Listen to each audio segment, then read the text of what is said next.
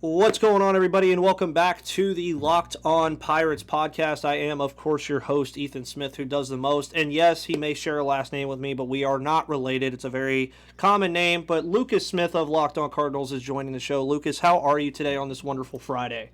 I am good. Hard to believe that we're already at the end of the week, but maybe we're getting closer to baseball. As we start marching on, we'll get to those thoughts in a little bit, but I'm excited for the crossover today.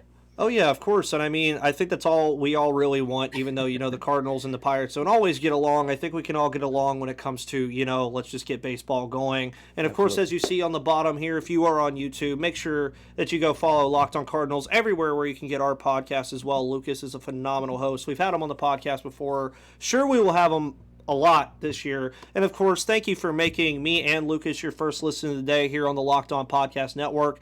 You see our Twitters down there at the bottom. LJ Fastball for Mr. Lucas, at MVP_Ethan for me, and at Locked On Pirates. And I believe yours is also at Locked On Cardinals, right? It's no under hyphens or anything.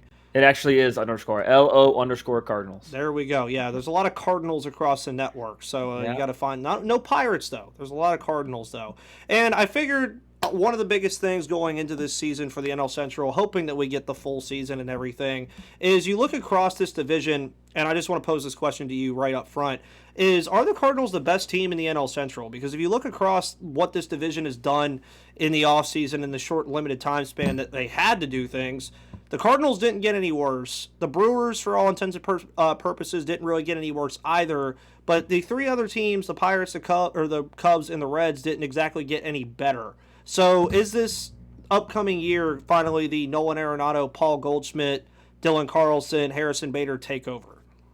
I would throw Tyler O'Neill in that mix as well when you talk about takeovers. And, I think that it's hard to say right now that there is any other team in the Central that's a lot better than the Cardinals. Because the Cardinals got out and got their starting pitcher that they wanted. They got Steven Matz. It's a solid 3-2 on a good day, but 3-4 starting pitcher. You've got the Brewers that lost Avisaíl Garcia to the Marlins, I believe, if my memory serves correctly. The Cubs went out and got Marcus Stroman.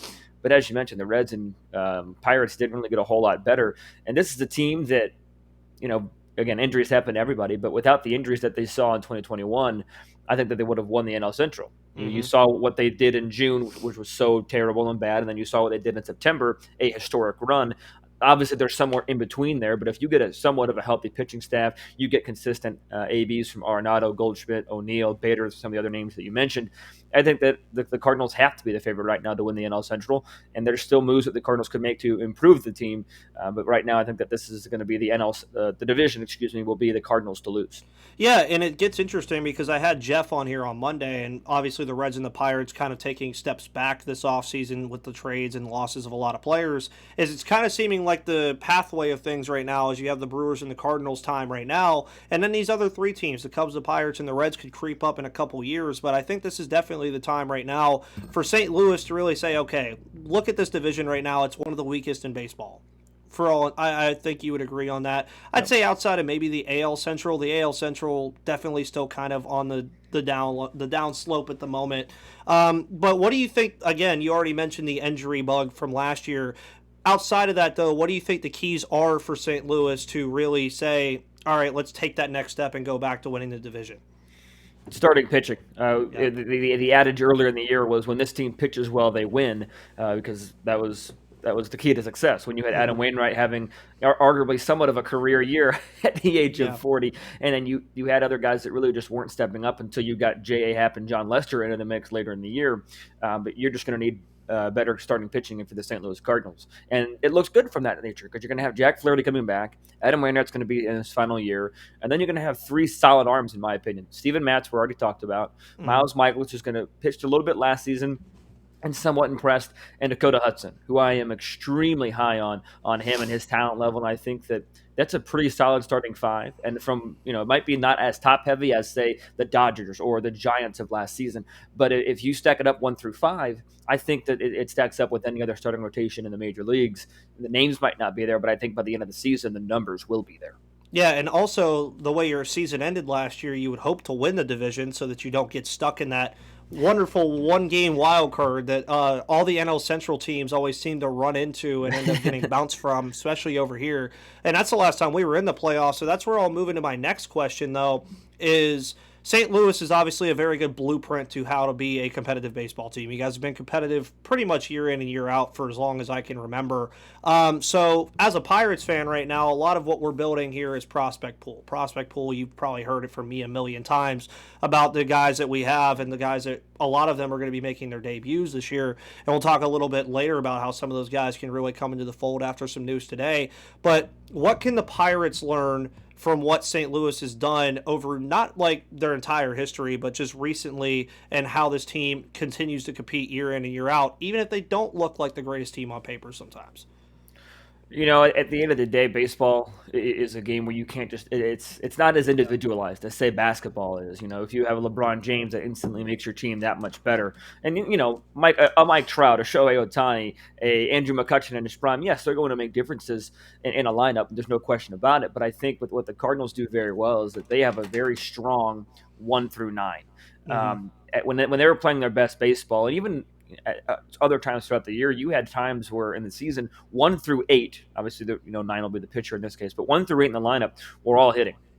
And you've got guys that have been brought up to the system, like a Tyler O'Neill, a Harrison Bader, a Dylan Carlson. You've got guys that were acquired via big trades, Nolan Arenado, Paul Goldschmidt, and both of those gentlemen will be with the St. Louis Cardinals for the foreseeable future, assuming Nolan Arenado does not opt out after the season once again. You have a mixture of it. And I think that's what it comes down to, is that you can't rely solely on prospects. You can't throw your money at a problem and expect it to get fixed. You know, and the Pirates have been shown to not spend a lot of money or any money at all, depending on who you ask. And their prospect pool seems to be getting wider and wider and better and better.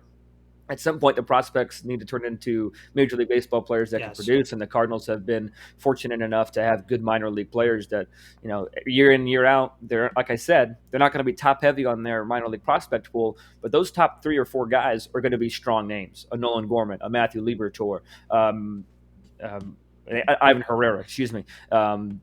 One am I missing? Jordan Walker, excuse me. You just have guys up and down the prospect line there. It's just a model of consistency that we really don't see a lot in sport. That, they had the 3-year playoff route earlier in this last decade in the 2010s, but for the most part, they've been very successful and haven't had a losing season since 2007. Yeah, and you can count. I can't even count on 10 fingers how many losing seasons the Pirates have had since 2007. So hopefully at some point they'll be able to take that stuff. Like you said, the prospects is the biggest deal here, and we can get a little bit more into that. Before we do that, though, I want you guys to all know about the wonderful people over at Built Bar. Built Bar, of course, Lucas has had it. I've had it. They're the best damn protein bars on the entire planet, as you always see on YouTube all the time. Can't go wrong with them. Now, if you go to the moon, I can't tell you. I don't know what kind of protein they have on the moon. But this is the time of year that there's some New Year's resolutions I've had. Kind of gave up on them a little bit, but guess what? I'm sticking to my resolution to eat right. I've gotten in the gym. I've been doing all that, and that's thanks to Built Bar. It almost feels like it's not even a resolution anymore. I mean, you're eating protein bars that taste phenomenal. They taste like candy bars. I'd rather have that than a Snickers.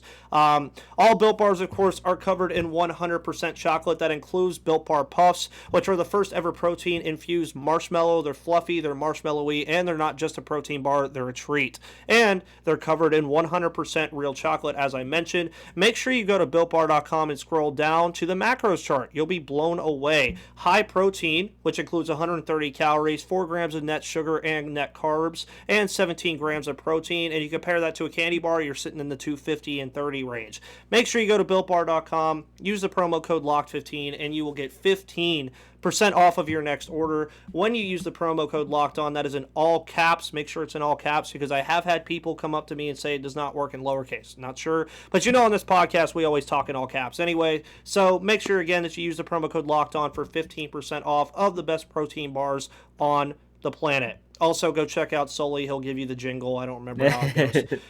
But last year, if you guys remember around this time, I was still relatively new to this podcast network. I've been here for a little bit over a year now. And Lucas was one of my first crossovers. And we talked about young players, and it kind of sucked because Ke'Bryan Hayes got hurt in the second game of the year. Meanwhile, Dylan Carlson kind of flew high like an eagle. So revisiting the Ke'Bryan Hayes versus Dylan Carlson talk, tell me a little bit about what Dylan Carlson was able to do last year and what you expect from him in 2022 heading into this new season. Yeah, I remember that conversation very well, and I remember then Brian Hayes hit a 3-run home run on the opening day against Chicago or something Yes. bizarre like that. Yeah, and then Dylan Carlson also hit a 2-run home run against the Reds on opening day. So it was kind of what we thought was going to be the start of an incredible National League Rookie of the Year race, and ended up being a race won by Jonathan India. Jeff Carr of Locked On Reds is very happy about that. But I'm expecting good things from Dylan Carlson in 2022. You Mm-hmm. saw a little bit of the sophomore slump in 2021. A lot of times his swing was going to get real long. He was a little passive and early in the counts a lot of the times, not taking advantage when there's a fastball right there. That's a learning curve, and that's Mm-hmm. a growing pain that these players are going to go through. But I think Dylan Carlson, just to focus on him for just a moment, he has the capability, in my mind, to be a part of the best outfield in all of baseball.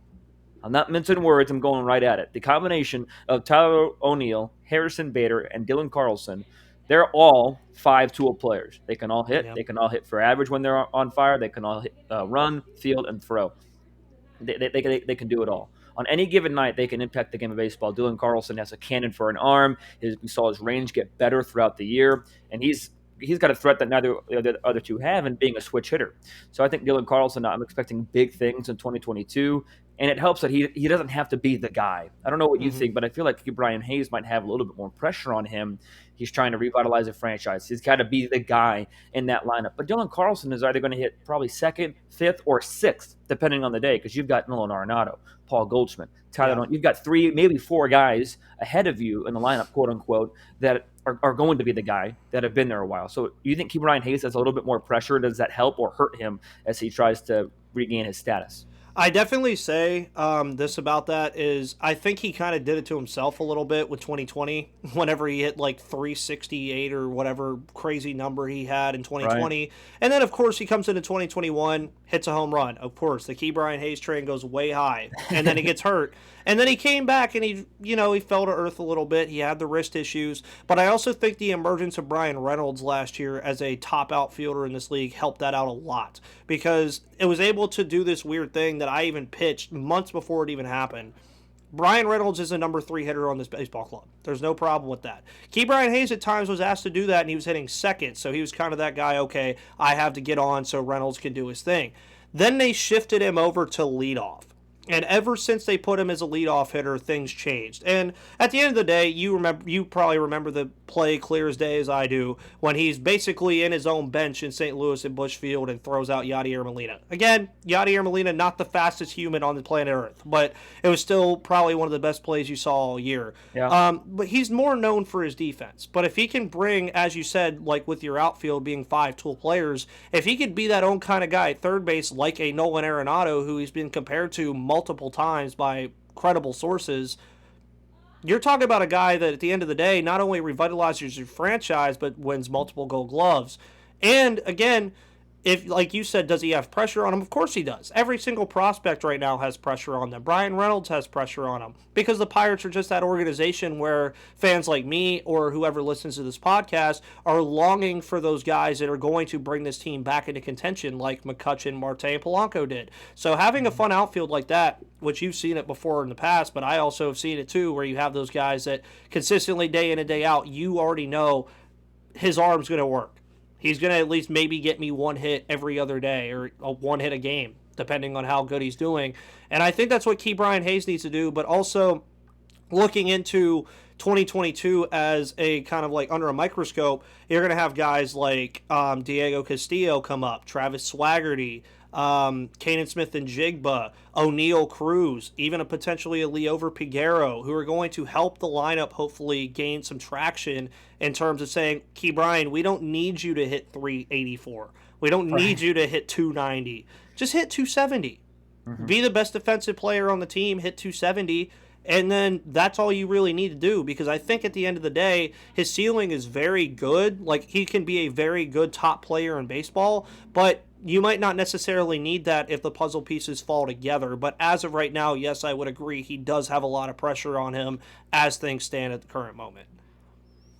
Yeah, like I said, I think that's one difference between him and Dylan Carlson. But Dylan Carlson isn't only, the pressure isn't only not on him in the lineup, but defensively as well. Because you Mm-hmm. have a Gold Glove caliber center fielder and left fielder that have both won Gold Gloves in Bader and O'Neill. Mm-hmm. And I just think that Dylan Carlson has just a very smooth, pretty easy swing. Like I said, at times a little passive, a little soft, but he generates so much power still, even with that soft swing. And you usually see a lot of guys have a lot more success from one side or the other. And he was, the stats will say he was stronger from the right side of the plate, but you Mm-hmm. also got to look the sample size from that right side of the plate is a lot smaller. Wasn't facing as much left-handed pitching just because that's how the baseball game is played. But I'm Yeah. excited for this At battle the end of the day. between these two because it doesn't happen very often where you have two potential, I'm not going to go as far to say generational type talent, but two potential perennial all-star type talent coming up through the wings within the same division and a pretty good rivalry.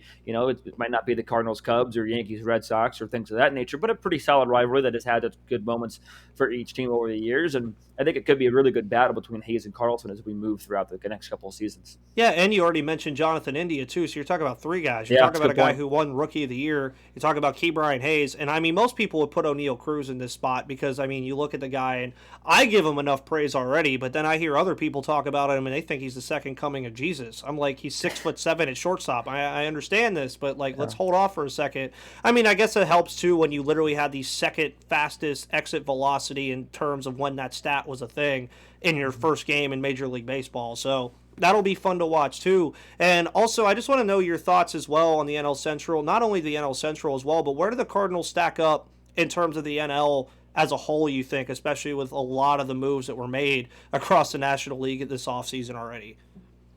I think the wild card in this, and I don't mean wild card as in second place of the division. I just mean an unknown variable, in my opinion, are the San Francisco Giants. Mm-hmm.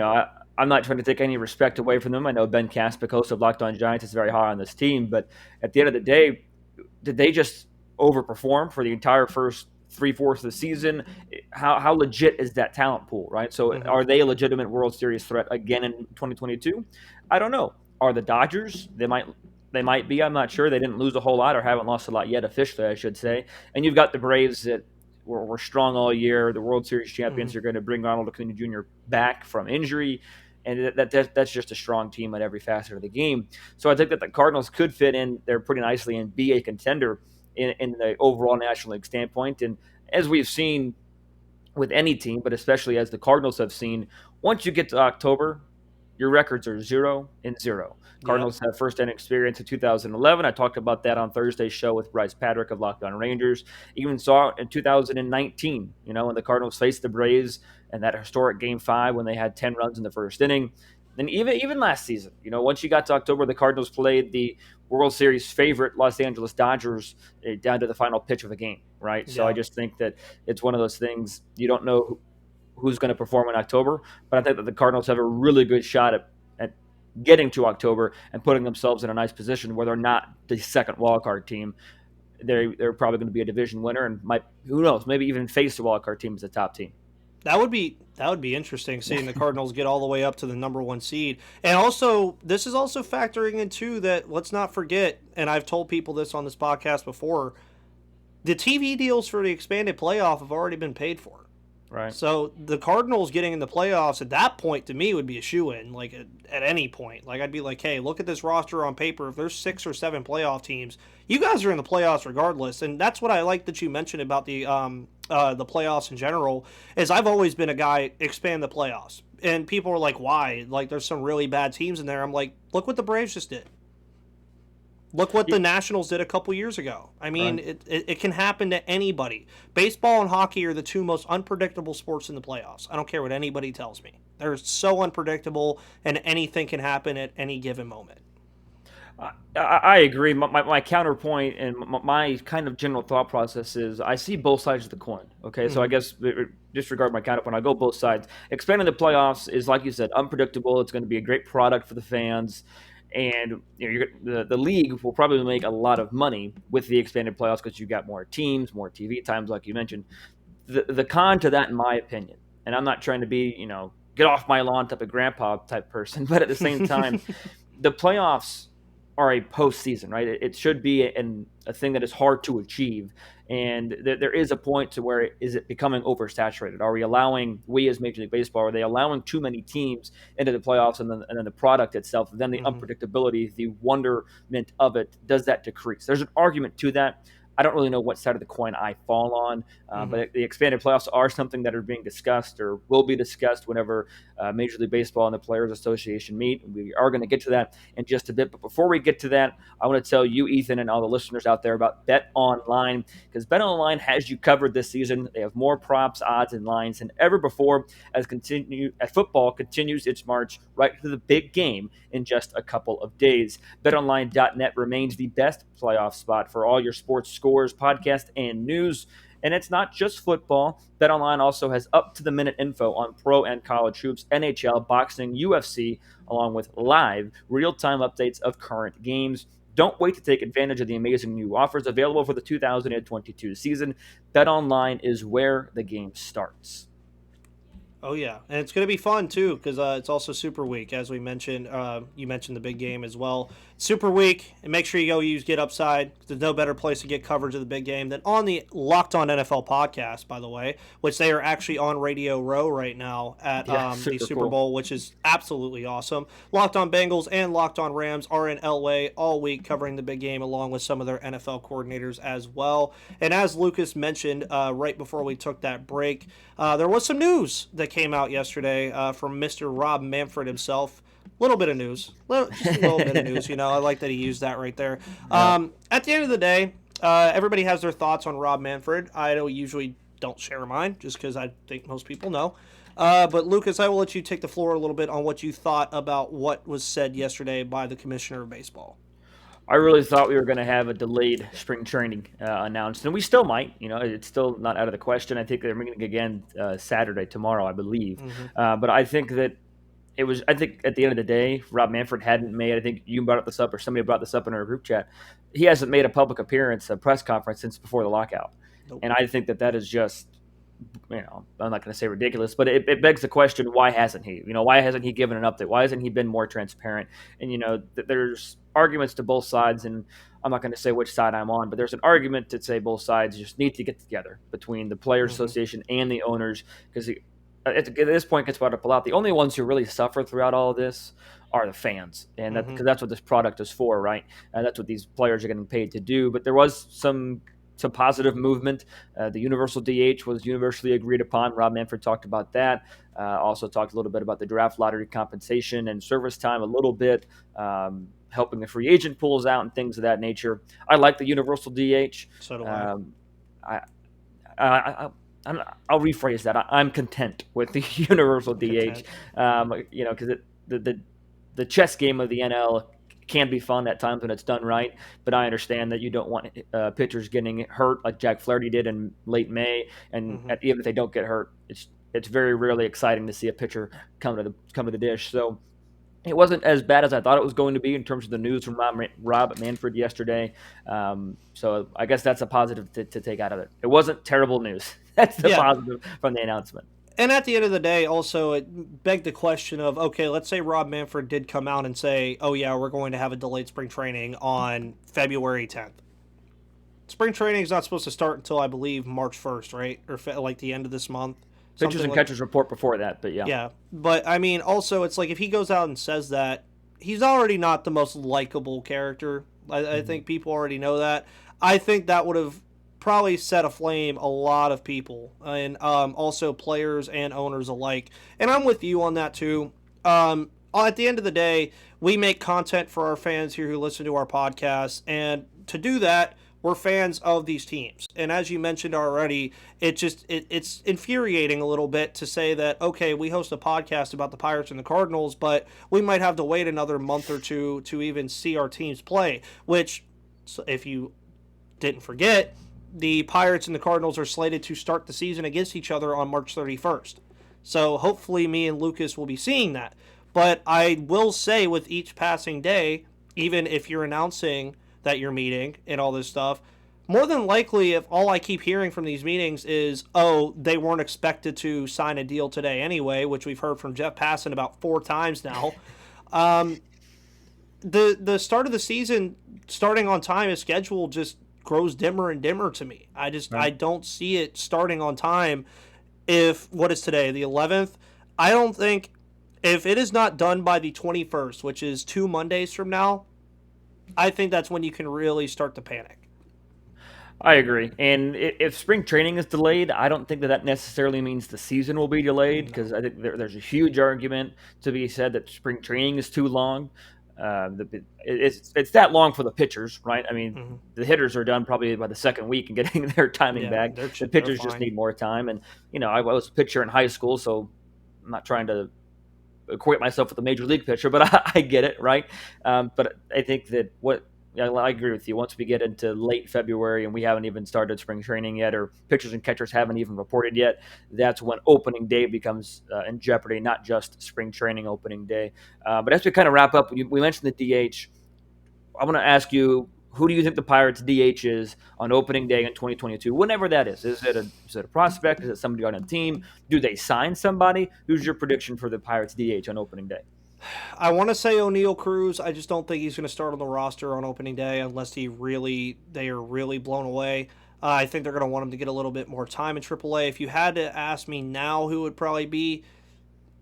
I mean, one of those middle infielders that you have probably. So you have the mixture of Kevin Newman, Hoy Park, Rodolfo Castro, Tucupita Marcano, all those guys that are going to be fighting in that spot. So it's probably going to end up being one of those guys just to get their bat in the lineup. Because, I mean, you have 8 or 9 middle infielders on your 40-man roster. You got to give these guys chances to hit the baseball and see what they can do to see who you're really going to choose. So that's probably what's going to happen.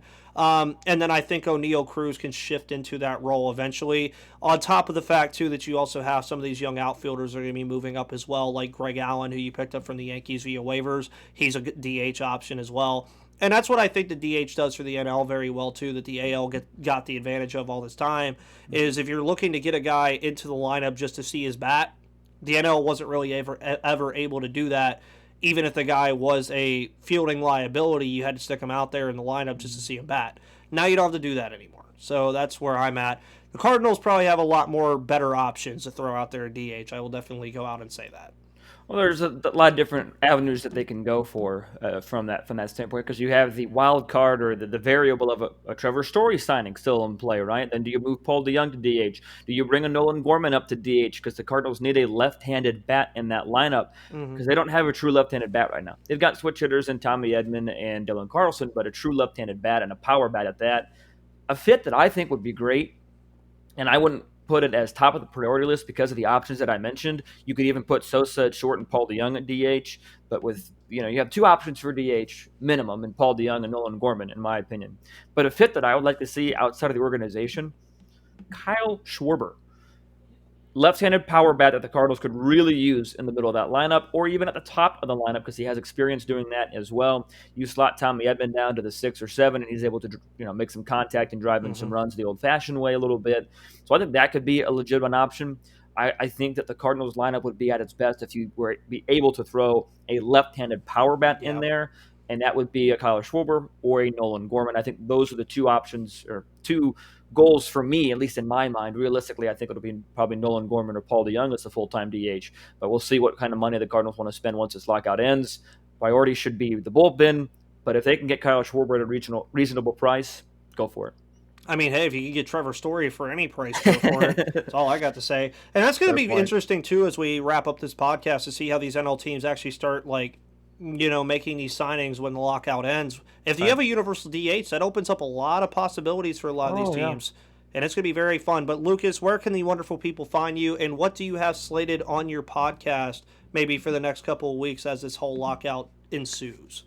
Well, you can find my Twitter right down here if you're watching on YouTube at LJ Fastball. You can follow the show on Twitter or Instagram at LO_Cardinals. Locked On Cardinals Podcast is on any and every podcasting platform for free, as well as on YouTube. Actually, I'll shout out this week's worth of content. It was crossover week, an inadvertent crossover week on Locked On Cardinals. Had Javier Reyes of Locked On Padres on Wednesday, Bryce Patrick of Locked On Rangers on Thursday yesterday, and he was a trooper. We talked about 2011 World Series. He was a trooper for talking about at it. It was really fun to recall that series. And then your show's out today here on Friday for the crossover week on Locked On Cardinals. Oh, yeah, of course. And you guys already heard all of his stuff. You could find our podcast here at Locked On Pirates, the same places you could find his: Apple Podcast, Stitcher, Megaphone, Google Play, Spotify, YouTube, everything. If you want to see my face every day, YouTube's the best way to do it. You can also follow me on Twitter at MVP_Ethan right there. And Lucas, it's always a pleasure to have you on, man. I appreciate it so much. And I'm sure, hopefully, by the time March 31st comes around, hopefully we'll be doing an opening day preview podcast in about a month or so. So hopefully we get there. Crossed. Yeah, fingers crossed on that one. But guys, thank you so much for tuning in on this wonderful Friday, February 11th. Have a wonderful weekend as we have the Super Bowl this weekend. Make sure you use BetOnline to do all of that, as well as thank you for making us your first listen of the day every day here on the Locked On Podcast Network. You guys have a wonderful rest of your weekend.